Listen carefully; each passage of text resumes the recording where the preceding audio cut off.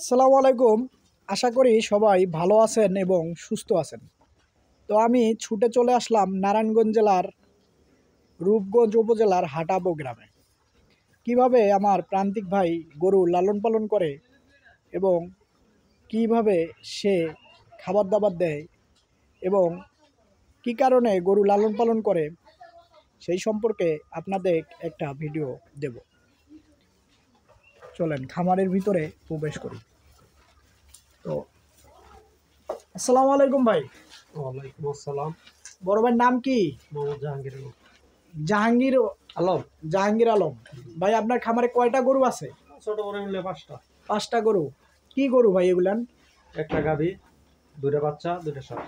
ও একটু দেখান তো গরুগুলান ভাই। এই যে গরুগুলো। দর্শক আপনারা দেখেন, এটা হলো গাভী গরু।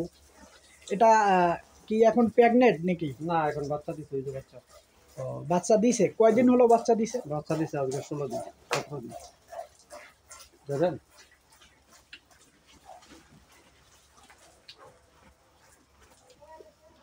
দর্শক আপনাদেরকে আমি গরুগুলা ভালো করে দেখাই, তাহলে বুঝতে পারবেন এবং কি জাতের গরু এগুলান। এটা এটা কি দামরা গরু? এই ষাঁড় গরু। ও এটা ষাঁড়। দুইটা ষাঁড়। ওই পাশেরটা? ওই পাশে একটা গাই গরু, বাচ্চা গাই। দেখেন কত বড় গরু।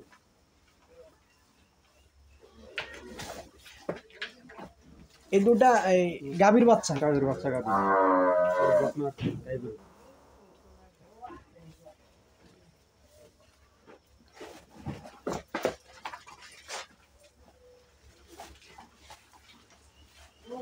ভাই এইখানটায় দাঁড়ান।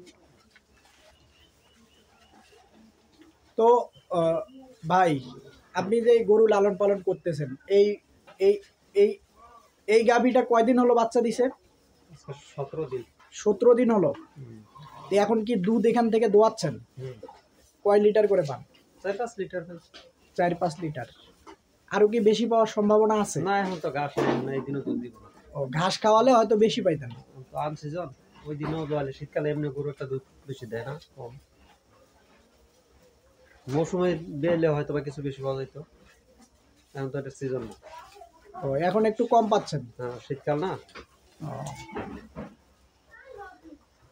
আপনার এই যে মোটামুটি 4-5টা গরু কি কি খাবার দেন? ঘাস, ভুসি, খের। 2 বেলা দানাদার খাবার কয় বেলা দেন? দানাদার খাবার বলতে আমরা ভুসি ছাড়া আর কিছু দিই না, সাধারণভাবে খালি তো, তেমন কিছু দিই না। কি ভুসি দেন? আমরা যে মোটা ভুসি আছে, হরলিক্স ভুসি, হ্যাঁ ওইটা। এটা এই গাভীটাকে কয় লিটার দেন, মানে কয় কেজি দেন? 2 বেলা 1-1.5 কেজি, 2 কেজি। এই গাভীটাকে 1 কেজি। 1 কেজি দেন? একবারে 1 কেজি বা আধা কেজি। সকালে যদি 1 কেজি দেন, দুপুরে বিকালে দেন 1 কেজি? আধা কেজি বা 1 কেজি। আসলে এই যে ঘাসগুলান দেখা যাচ্ছে খুব সুন্দর মতো খাচ্ছে, তো এগুলান কি এই যে এখান থেকে এই নিয়ে আসা? এখান তো পাশে দিন আমাদের জমি আছে, পাশেই বাড়ির পশ্চিম পাশে, ওই দিকে আছে। দর্শক আপনারা দেখেন কিভাবে ঘাস খাচ্ছে গরুগুলা। আপনাদেরকে যদি দেখাই, একটু দেখেন।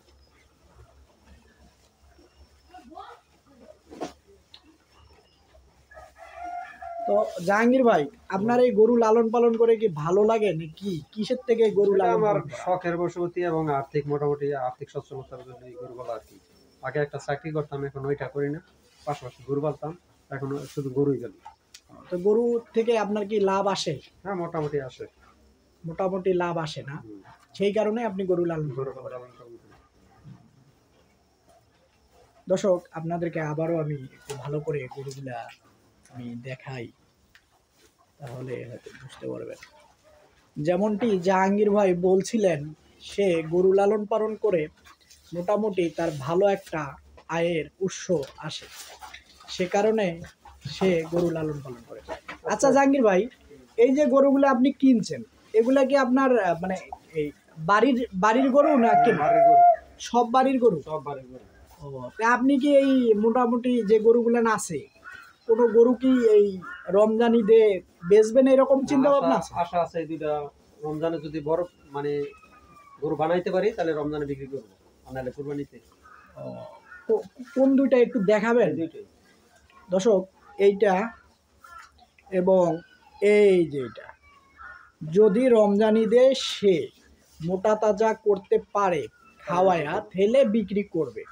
তো যদি বিক্রি করে পরবর্তীতে আমি আপনাদেরকে ভিডিও করে অবশ্যই দেখাবো। যদি কারো কেনার ইচ্ছা থাকে তো অবশ্যই আমাকে কমেন্ট করে জানাবেন।